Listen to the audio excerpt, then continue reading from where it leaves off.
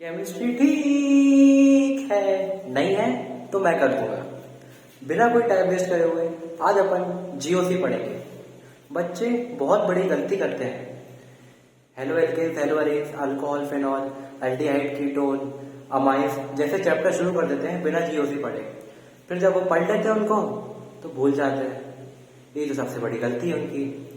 आज आप लोग को जीओसी पहले पढ़ना चाहिए, तो मैं आप लोग को जीओसी पढ़ाऊंगा और आज बेसिक से बेसिक पढ़ाई होगी। मतलब आज तो मैं आपको जीओसी का भी बेसिक ही पढ़ाऊंगा। मतलब आप ऐसा समझो कि आज बेसिक से ही उठेंगे अपन। चलो शुरू करते हैं। मतलब समझ लो कि जीओसी का भी बेसिक पढ़ा रहा हूँ, तो इसका मतलब ये है कि अपन यहीं से पढ़ रहे हैं जहाँ से केमिस्ट्री शुरू हुई, ऑर्गेनिक। तो अपन ऑर्गेनिक पढ़ना शुरू करते हैं। ऑर्गेनिक का बेसिक आज अपन शुरू करते हैं। चलो, आज मैं आप लोग को सबसे पहले पढ़ाऊंगा होमोलिसिस और हेट्रोलिसिस। तो शुरू करते हैं।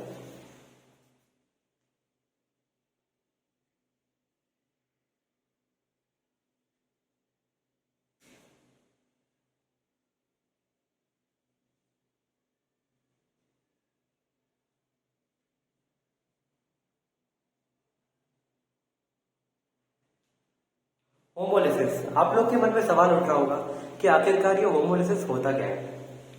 तो आप लोग इसको कुछ इस तरह समझो कि जब दो एटम्स के बीच में दो same atom, homo means same, lysis means break down, दो सेम एटम के बीच में जब ब्रेक डाउन होता है तो उनके बीच में इलेक्ट्रॉन की बराबर, एकदम बेसिक से पढ़ रहे हैं पर आज, एकदम बेसिक से, दो सेम एटम के बीच में जब ब्रेक डाउन होता है तो इलेक्ट्रॉन की इक्वल शेयरिंग होती है। जैसे कि ये क्लोरीन का एटम है, क्लोरीन के कितने एटम है? दो एटम है। इसको अपन ऐसे लिख सकते हैं, ऐसे लिख सकते हैं अपन इनको। तो आप लोग को तो पता ही होगा कि बॉन्ड बनाने में इलेक्ट्रॉन शेयर किया जाता है। एक मान लो एक इलेक्ट्रॉन इस वाले क्लोरीन ने दिया और एक इलेक्ट्रॉन इस वाले क्लोरीन ने दिया और इनके बीच में बॉन्ड बन गया। तो मैं आपको एग्जांपल देता हूँ कि होमोलिसिस आखिरकार होता क्या है। अभी जैसे आपने देखा होगा, आपने लड़कियों को तो देखा ही होगा। बोले हम तो रोज ही देखते हैं। अभी इंस्टाग्राम पे नहीं बे, आपने लड़कियों को टिफिन करते हुए तो देखा ही होगा। बोले हम तो वही खड़े रहते हैं। अरे हाँ ठीक है, ठीक है। हाँ, तो आपने लड़कियों को जब भी टिफिन लंच करते हुए देखा होगा, दो लड़कियों के बीच में जब भी खाने की शेयरिंग होती है, तो लंच की जो शेयरिंग होती है वो एकदम बराबर होती है। जैसे अगर कोई पराठा लाई है या फिर पनीर के 4 पीस हैं तो बहन 2 तेरे 2 मेरे। पराठा भी है अगर तो बहन आधा तेरा आधा मेरा। मैगी अगर 12 सेंटीमीटर की है तो 6 सेंटीमीटर की तेरी, 6 सेंटीमीटर की मेरी। मतलब एकदम बराबर शेयरिंग होती है। अचार भी ऐसे कैंची से काट के एकदम इक्वल शेयरिंग होती है खाने की। उसे कहते हैं अपन होमोलिसिस। क्या कहते हैं? केमिस्ट्री में अपन इसे कहते हैं होमोलिसिस। मीन्स अगर ये बॉन्ड जब टूटेगा, जब इसके बीच में लाइसिस होगा, मतलब इस बॉन्ड का जब ब्रेक डाउन होगा, तो एक इलेक्ट्रॉन ये अपना वापस ले लेगा और एक इलेक्ट्रॉन ये अपना वापस ले लेगा। ठीक है, और इसको कुछ इस तरह दिखाया जाता है। आपको याद है इसको अपन क्या कहते हैं? इसे कहा जाता है फ्री रेडिकल। जी हाँ, फ्री रेडिकल बनता है होमोलिसिस से। क्या बोला मैंने? फ्री रेडिकल बनता है होमोलिसिस से। ठीक है, और होमोलिसिस जो होता है ना, वो सनलाइट के प्रेजेंस में होता है।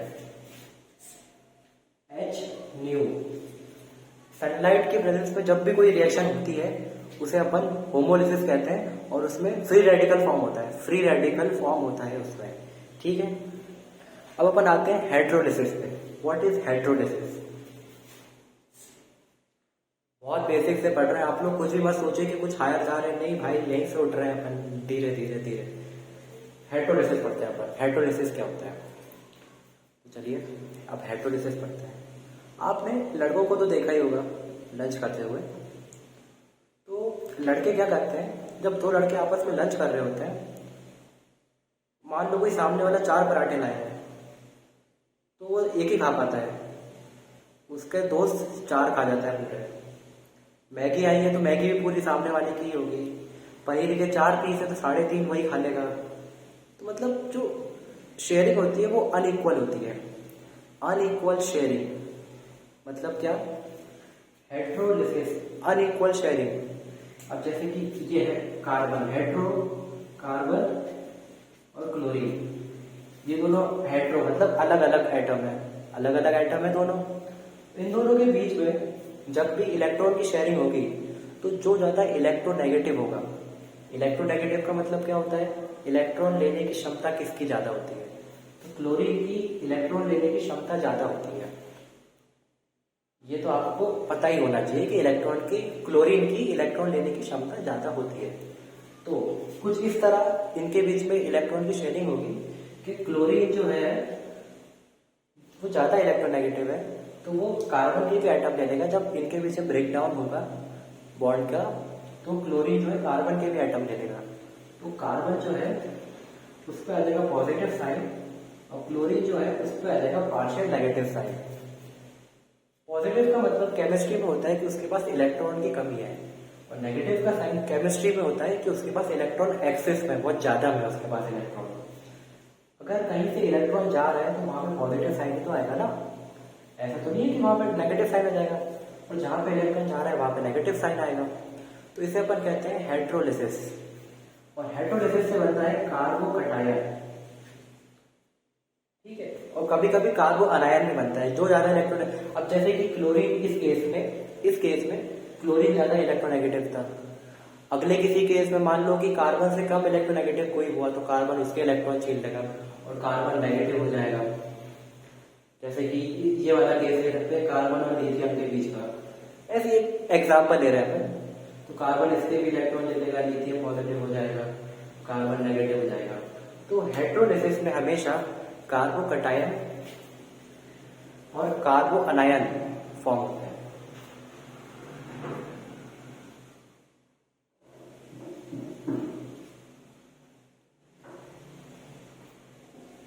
और यहाँ पे होमोलिसिस में हमेशा फ्री रेडिकल फॉर्म होता है।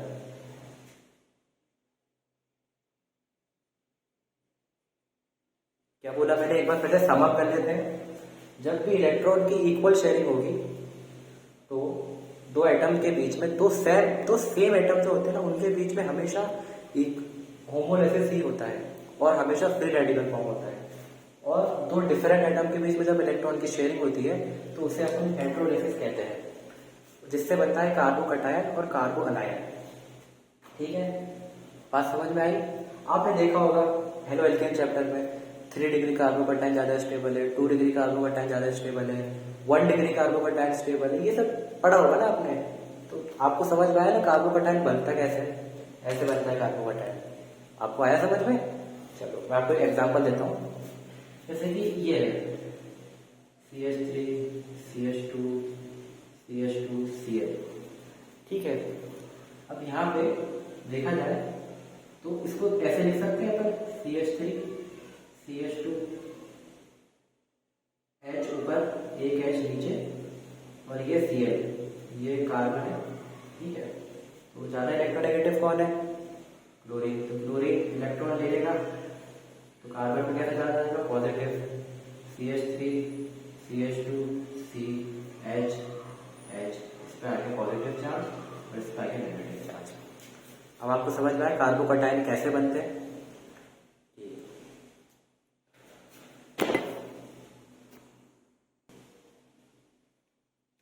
केमिस्ट्री ठीक है, नहीं है तो मैं कर दूंगा। आपको एक बार फिर से स्वागत है। अब मैं आपको बताऊंगा कि ऑर्गेनिक कंपाउंड्स होते क्या हैं। ऑर्गेनिक कंपाउंड्स वो होते हैं जिनमें कार्बन और हाइड्रोजन होते हैं। कार्बन और हाइड्रोजन की एक लंबी चेन होती है, लंबी छोटी कितनी भी बड़ी हो सकती है, आप इससे घबराए ना। What are organic compounds?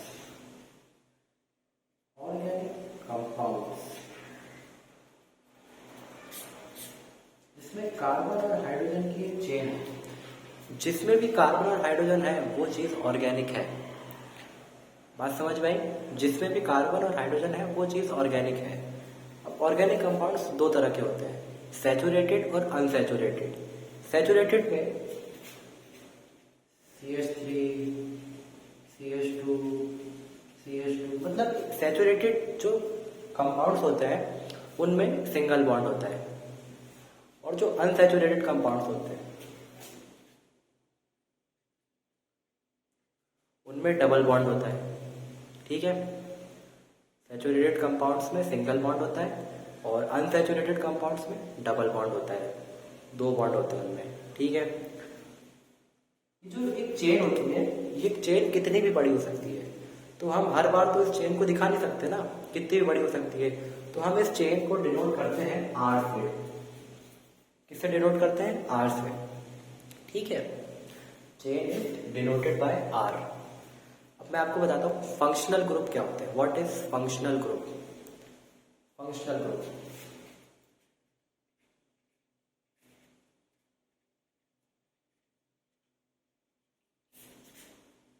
What are functional groups? Functional group होते हैं अपने 4-5 तरीके के।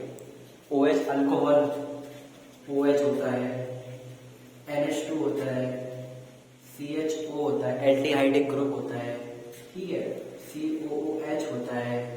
ठीक है, कोई सा भी हेलोजन होता है। हेलोजन मतलब फ्लोरीन, क्लोरीन, ब्रोमीन, X। ठीक है, X is equals to fluorine, chlorine, bromine, iodine. ठीक है, तो फंक्शनल ग्रुप पे ही ये जो चेन है इसकी फिजिकल प्रॉपर्टी डिपेंड करती है। मतलब ये जो चेन है वो किस तरह से बिहेव करेगी वो ये फंक्शनल ग्रुप डिसाइड करता है। अगर इस फंक्शनल ग्रुप में OH जाके जुड़ गया तो वो अल्कोहल बन जाएगी, अगर NH2 जाके जुड़ गया तो वो अमाइंस बन जाएगी, अगर CHO जाके जुड़ गया तो वो एल्डिहाइड बन जाएगी। ठीक है, अगर कार्बोक्सिलिक एसिड, इसको COOH, अगर ये जाके अटैच हो गया तो कार्बोक्सिलिक एसिड बन जाएगी। अगर कोई ये X यानी कि कोई हेलोजन उससे जाके अटैच हो गया तो वो एक अल्काइल हैलाइड यानी कि हेलो एल्केन बन जाएगी, जो कि आपका पहला चैप्टर है। ठीक है, आपका पहला चैप्टर है हेलो एल्केन। अगर इसी चेन में अल्कोहल जुड़ जाए तो अल्कोहल, उसमें एल्डिहाइड जुड़ जाए तो एल्डिहाइड। ठीक है, बात समझ में आई आपको? Very good.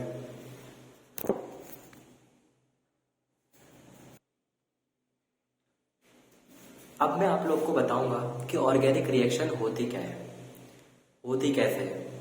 आपको पता है आयनिक रिएक्शन होती है और एक होती है ऑर्गेनिक रिएक्शन। आयनिक रिएक्शन जो होती है वो बहुत ही जल्दी हो जाती है, लेकिन ऑर्गेनिक रिएक्शन होने में टाइम लगता है। इसका मैं आपको एग्जांपल देता हूँ। अभी जैसे मान लो एक टॉपर बच्चा है, उसको सूसू आई तो वो गया वॉशरूम जल्दी से आगे करके। ठीक है, लेकिन अब एक ठग लाइफ वाला बच्चा है मेरे जैसा, उसको जाना है वॉशरूम करने, मतलब वॉशरूम में करने, टॉयलेट। तो वो जब वॉशरूम जाएगा ना तो लाइब्रेरी होते हुए जाएगा, हर क्लास में झांकते हुए जाएगा, मतलब हर टीचर को देख के आएगा। मतलब वो ऐसे नहीं कि जल्दी से वॉशरूम में करके आ गया टॉयलेट। ठीक है, ठीक उसी तरह होती है ऑर्गेनिक रिएक्शन। इनको होने में टाइम लगता है, लेकिन आयनिक रिएक्शन जो होती है वो बहुत ही फास्ट हो जाती है। मैं इसका आपको एग्जांपल देता हूँ। आपने टाइट्रेशन किया होगा क्लास 12th में। कुछ गधे बच्चे देख रहे हो तो सुन लो, इधर ध्यान दो, व्हाट्सएप के मैसेजेस पे मत ध्यान दो, प्यार ग्रुप बना रखा है। हाँ, तो मैं क्या बोल रहा था कि आप लोगों ने टाइट्रेशन जब किया होगा तो उसमें आपको एक दिया जाता है मोहर सॉल्ट और एक दिया जाता है ऑक्सैलिक एसिड। मोहर सॉल्ट का फॉर्मूला होता है FeSO4 NH4 whole twice SO4.6H2O। ठीक है, ये उसका फॉर्मूला होता है। ठीक है, तो ये एक तरीके का वो होता है, ये है एक सॉल्ट होता है ये। तो ये ब्रेक होता है आयंस में, ये आयंस में ब्रेक होता है, इसलिए इसमें रिएक्शन बहुत ही जल्दी हो जाती है। वही अगर आप ऑक्सैलिक एसिड लेते हो तो आपने देखा होगा ऑक्सैलिक एसिड को आप हीट करते हो। आपको पता है आप उसको हीट क्यों करते हो ऑक्सैलिक एसिड को? क्योंकि वो एक ऑर्गेनिक कंपाउंड है और ऑर्गेनिक कंपाउंड में रिएक्शन होने में टाइम लगता है, इसलिए आपको उसको टेम्परेचर देना पड़ता है। Oxalic acid COOH whole twice .2H2O। Oxalic acid एक तरीके का ऑर्गेनिक कंपाउंड है, इसलिए आपको उसको हीट करना पड़ता है जिससे कि उसकी रिएक्शन फास्ट हो जाए। अपन ने चैप्टर 4 में पढ़ा होगा कि टेम्परेचर बढ़ाने से रेट ऑफ रिएक्शन बढ़ जाती है। ठीक है, तो ऑर्गेनिक कंपाउंड को हीट किया अपन ने ऑक्सैलिक एसिड को, जिससे उसकी रेट ऑफ रिएक्शन जल्दी हो जाए और अपन टाइट्रेशन जल्दी कर सके। आपको एग्जाम्पल समझ में आया मेरा? तो ऑर्गेनिक कंपाउंड में होता क्या है? सबसे पहले ऑर्गेनिक कंपाउंड जो होता है उसमें होती है बॉन्ड क्लीवेज, और बॉन्ड क्लीवेज दो तरह की होती है, हेट्रोलिसिस और होमोलिसिस, जो मैं आपको पहले ही पढ़ा चुका हूँ। ठीक है, बॉन्ड क्लीवेज होती है, मैं आपको बता रहा हूँ ऑर्गेनिक रिएक्शन में क्या क्या पार्ट्स होते हैं। सबसे पहले होती है बॉन्ड क्लीवेज, फिर बनता है रिएक्टिव इंटरमीडिएट, कार्बोकटायन और कार्बो अनायन। समझ रहे हो? अगर हेट्रोलिसिस होती है तो उससे क्या बनता है, कार्बोकटायन या फिर कार्बो अनायन, लेकिन मोस्टली कार्बोकटायन ही दिया है अपने सिलेबस में, कार्बो अनायन दिया ही नहीं है। ठीक है, उसके बाद फिर एक अटैकिंग स्पीशीज आती है, न्यूक्लियोफाइल, इलेक्ट्रोफाइल, ये सब इस पे अटैक करती है, फिर बनता है एक प्रोडक्ट। क्या बोला मैंने, एक बार फिर से अपन इसको सम अप कर लेते हैं। ऑर्गेनिक कंपाउंड में सबसे पहले होता है बॉन्ड क्लीवेज। बॉन्ड क्लीवेज दो तरीके का होता है, हेट्रोलिसिस और होमोलिसिस। ठीक है, होमोलिसिस से बनता है फ्री रेडिकल और हेट्रोलिसिस से बनता है कार्बोकटायन। ठीक है, कार्बोकटायन स्टेबिलिटी पे डिपेंड करता है, 3 डिग्री सबसे ज्यादा स्टेबल होता है, फिर 2 डिग्री स्टेबल होता है, फिर 1 डिग्री लीस्ट स्टेबल होता है। ठीक है, फिर उस कार्बोकटायन जिसमें पॉजिटिव चार्ज है उस पर अटैक करती है species, either it will be nucleophile और इलेक्ट्रोफाइल। ठीक है, फिर बनता है प्रोडक्ट। तो आज के लिए इतना ही रखते हैं। नेक्स्ट वीडियो में मैं आपको inductive effect, electromagnetic effect, resonative effect, ये सारे इफेक्ट पढ़ाऊंगा और टाइप्स ऑफ रिएक्शन पढ़ाऊंगा। Thank you.